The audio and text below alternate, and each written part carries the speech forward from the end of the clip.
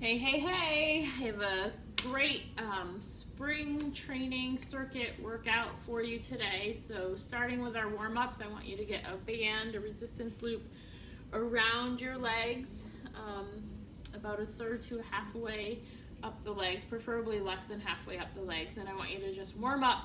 I want you to walk forward and backwards. So across the room is good. I'm doing shorter amounts here, but just some good resisted walking to say, hey quads, hey hamstrings, we're gonna get to work here. And then of course our sideways crab walks too, going across the room, down the hallway.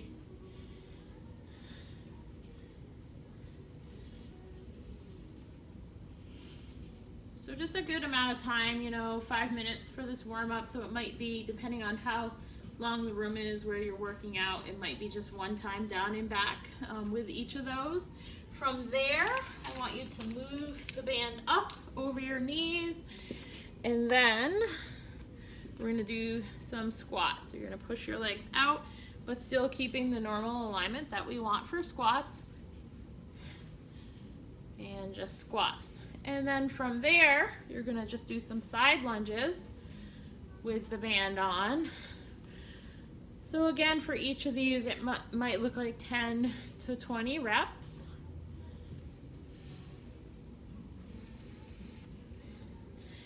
And from there, you can pop down on the floor with that band still on, pushing against the band a little bit to feel that extra work as you bridge up and down.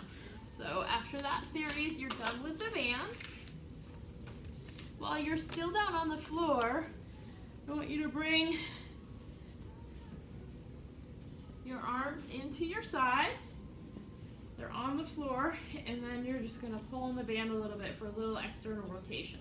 So this shouldn't feel real hard. You just want to feel enough rotation to be warming up those shoulders. And 10 of these will be sufficient, keeping the shoulder blades on the floor, keeping the triceps on the floor.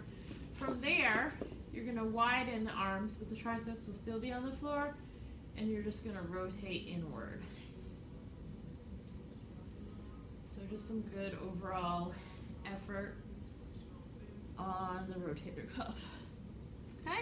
From there, we're going to turn on over, take a plank, warm up plank. So come up to those forearms, and you can just shift a little bit here, just hold a little bit here, move a little bit side to side. And then what I want you to do from there is come from the forearms up into a high plank. Squeeze your quads and glutes. As usual, the abs are on, and then you're just going to do shoulder tap. Fingers to opposite shoulder, trying to minimize any side-to-side movement through the rest of your warm-up that you've done. You've gotten those glutes activated, so the hips should be nice and firing by now. And then you can take a little Spider-Man lunge to stretch out the hip flexors. Trying to step that foot up towards the outside of the hand. If you'd rather, if it's better, feels better for you, you can do this with a chair or a bench. Just creating a little bit more space on the floor, still getting a nice adequate stretch. All right. So that will take you through the warm-up, and doing 5 push-ups to round that out will be even better, just to say, hey, upper body, we're going to be doing something, because the first round of exercises we're going to do is for the arms. So you're going to think a little bit of a lighter weight, since the arms are the smaller muscle group. So we're going to start with a kneeling curl. You can do these standing, more traditional if you want to, but from a flowing perspective, you'll see what I mean here. So you're going to kneel, curl, 8 to 10 reps. Good, strong form, shoulders over hips. From there, you can come down on all fours, or again, you can do this from a bench. Pull one arm up, hold it here, and then do tricep kickbacks. All From there, keeping the flow going, you're going to come up into a high plank. You can keep your hands on the weights if you want to. You're going to kick the foot at 90 degrees, keeping your back as straight as possible, and a little glute kick back here.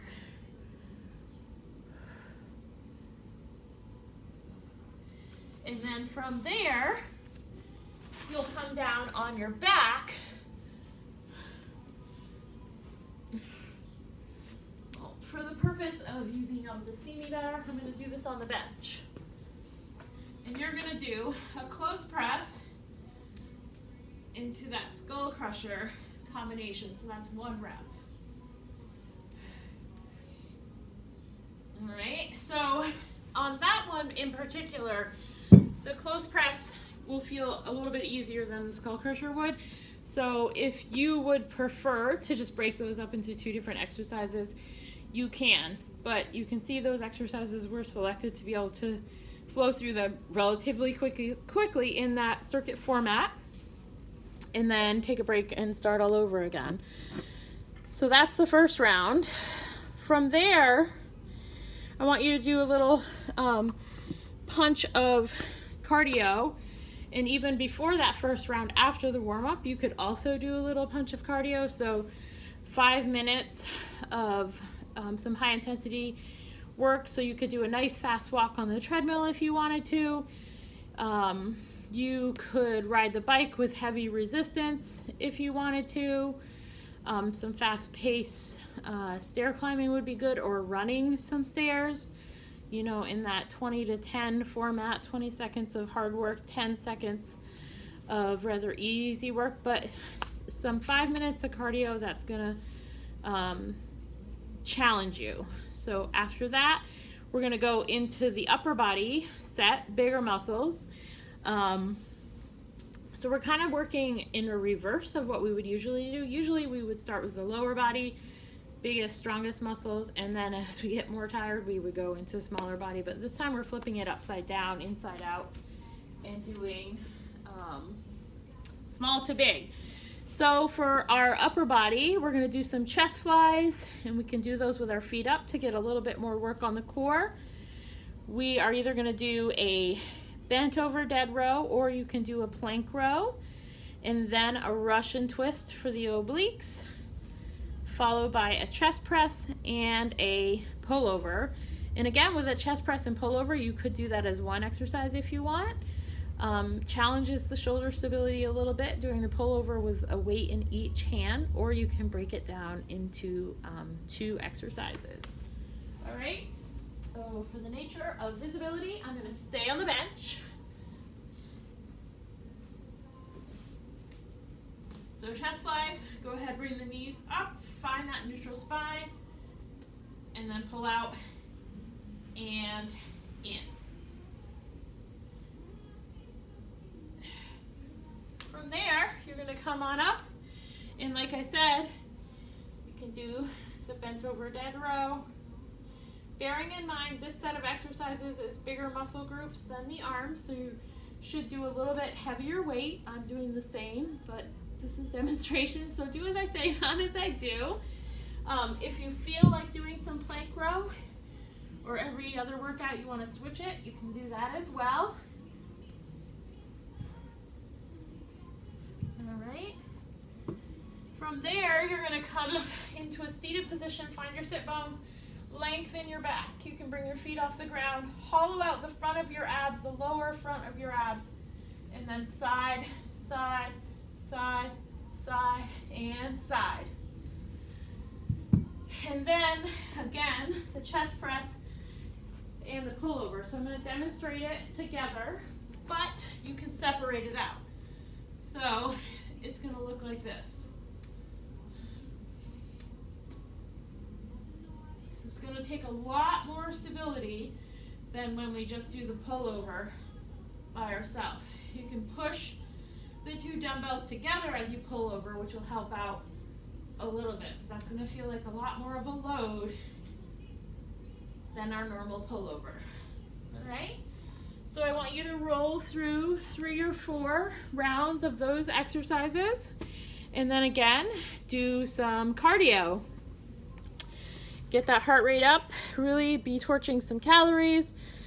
And then we are gonna roll into the last set, which of course is process of elimination, our lower body work. So we've got our deadlift, we've got some squats, we've got some double leg stretch work for the core, and the frog pump along with the side lunge. So an extra exercise in this round. Okay, so deadlift to start, you know the drill, nice heavy dumbbell, soft through the knees, stable from shoulders to hips, just hinging, loading the backside. Keep your abs on so your low back doesn't pick up that tension. All right, from there you can really select whatever variation of a squat that you want. There are so many. Traditional dumbbell squat, feet just wider than the hips. Sit and stand. Nice and intentionally working the quads, hamstrings, and glutes.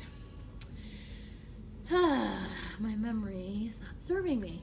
Then we're gonna take it to the core work. So for visibility, I'm gonna do this on the bench. So double leg stretch, you're gonna curl everything in, squeeze the abs like you're doing a crunch, and then open to that wide V. Keep the abs stable. Pull in, squeeze, and open. If your back feels tired or compromised, just press the feet a little bit higher instead of lower. It's going to keep the tension out that way, okay? Awesome. And then from there, we've got that frog pump. So this is a favorite for people. So what you're gonna do is take one heavy weight,